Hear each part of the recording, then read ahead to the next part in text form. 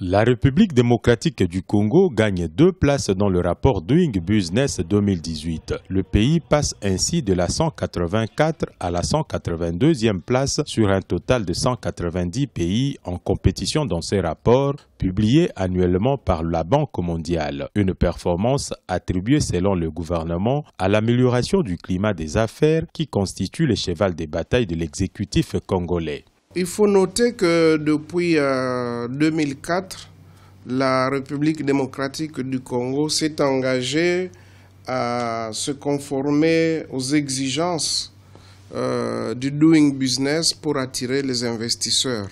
Parce que comme vous le savez, ce classement-là est important pour nous dans la mesure où nous avons beaucoup d'opportunités, nous offrons beaucoup d'opportunités, mais qui ne sont pas saisis ou qui ne sont pas connus du monde.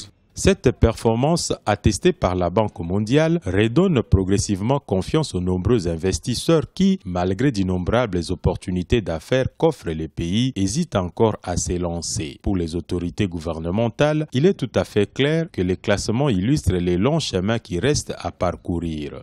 Nous ne nous en réjouissons pas, bien sûr, parce que l'idéal serait d'être parmi les 10 premiers ou les 5 premiers. Mais bon, ce sont des efforts que nous poursuivons. Ce n'est pas facile parce que les autres États aussi ne croisent pas les bras.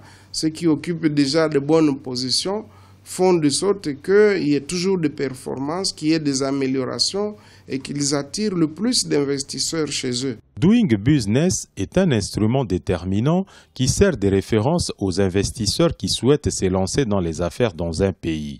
Il est basé notamment sur la réglementation des affaires, les droits des propriétés et la durée pour la création d'une entreprise, pour ne citer que quelques exemples. En passant de 172 à 3 jours, la facilitation de création d'une entreprise en République démocratique du Congo a beaucoup contribué en faveur du pays, estiment les observateurs.